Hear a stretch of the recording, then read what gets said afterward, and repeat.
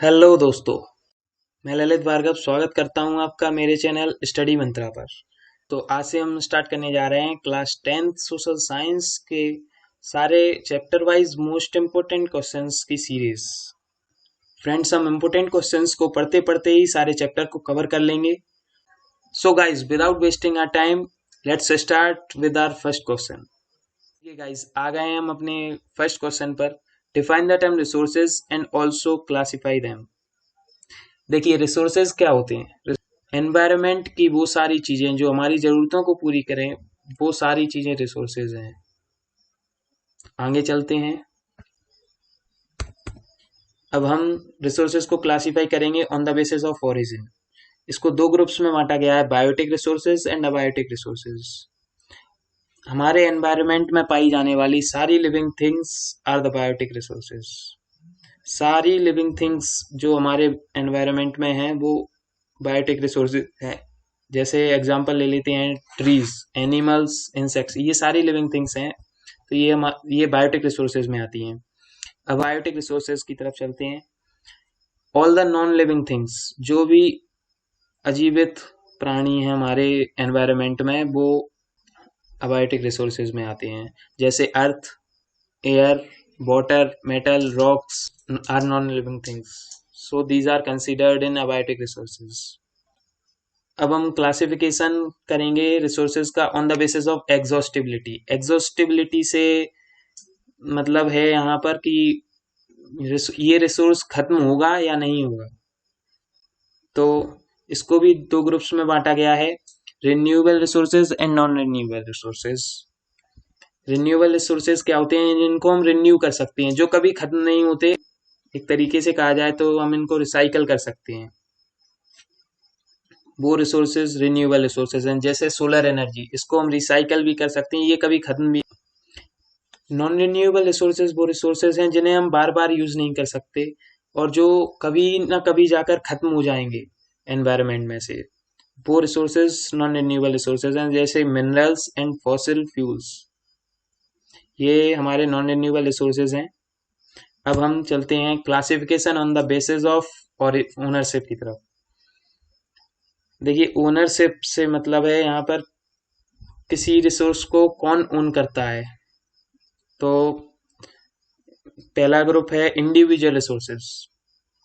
Individual resources वो resources हैं जिनको प्राइवेटली कोई भी एक पर्सन ओन करता है। कोई भी चीज जो एक पर्टिकुलर पर्सन से बिलोंग करती है, वो इंडिविजुअल रिसोर्स है। जैसे ये मेरी पेन है, तो इसका मालिक एक मैं ही हूँ केवल तो ये एक इंडिविजुअल रिसोर्स हो गया। अब हम नेक्स्ट ग्रुप की तरफ चलते हैं, community owned resources. Community owned resources वो रिसोर्सेज हैं जिनको एक पर्टिकुलर कम्युनिटी के लोग इस्तेमाल कर सकते हैं, जिसका पर्टिकुलर कम्युनिटी के लोग उसको यूज करते हैं। जैसे कि टेम्पल्स, सबसे अच्छा एग्जांपल है कम्युनिटी ओन्ड रिसोर्सेज का टेम्पल। टेम्पल्स में एक पर्टिकुलर कम्युनिटी के लोग चाहते हैं, वहाँ पूजा अर्चना करते हैं, एक पर्टिकुलर कम्युनिटी के लोग वहाँ से बिलोंग करते हैं। तो ये कम्युनिटी ओन्ड रिसोर्सेज हैं।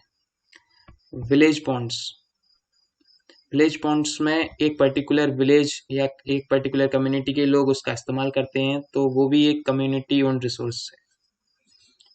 अब हम नेक्स्ट रिसोर्स की तरफ चलते हैं, नेशनल रिसोर्स।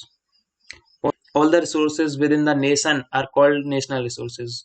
ये वो चीजें हैं जो पूरे देश की हैं, जिन्हें देश का कोई भी व्यक्ति यूज कर सकता है, कोई भी व्यक्ति इस्तेमाल कर सकता है।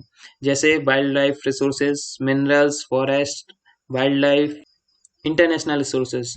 ये चीजें सारी दुनिया से बिलोंग करती हैं, ये किसी भी पर्टिकुलर कंट्री से बिलोंग नहीं करती। इन्हें एक पर्टिकुलर इंटरनेशनल इंस्टीट्यूशन ओन करता है। इंटरनेशनल इंस्टीट्यूशन की परमिशन के बिना कोई भी इंटरनेशनल रिसोर्सेज को इस्तेमाल नहीं कर सकता। तो अब हम रिसोर्सेज को क्लासिफाई करेंगे on the basis of development. पहला ग्रुप है पोटेंशियल रिसोर्सेज। ये वो रिसोर्सेज हैं जो हमारे एनवायरनमेंट में हैं तो, लेकिन हम इनका यूज नहीं कर सकते हैं क्योंकि इनका यूज हमें बहुत महंगा पड़ सकता है। एग्जाम्पल लेते हैं पोटेंशियल रिसोर्सेज का, तो solar energy and wind energy available in Rajasthan and Gujarat. ये solar energy and wind energy Rajasthan और गुजरात में पाई तो जाती है, लेकिन हम इसका यूज क्यों नहीं कर पाते हैं? क्योंकि ये वहाँ पर अच्छी तरीके से डेवलप्ड नहीं है और इसका यूज करना हमें थोड़ा महंगा पड़ सकता है। नेक्स्ट ग्रुप है डेवलप्ड रिसोर्सेज। डेवलप्ड रिसोर्सेज वो रिसोर्सेज हैं जिनके बारे में हम सब कुछ जानते हैं, ये पूरी तरीके से डेवलप्ड है, इसका हम इस्तेमाल भी कर लेते हैं। Example forest, soil, water, etcetera etcetera. Third group है स्टॉक रिसोर्सेज। ये वो चीजें हैं जो हमारे काम आ सकती हैं लेकिन हमें पता ही नहीं है कि इनका इस्तेमाल कैसे किया जाए, इनको यूज कैसे किया जाए। जैसे पानी का फॉर्मूला है H2, लेकिन हमें यही नहीं पता कि H2 और O को अलग कैसे किया जाए।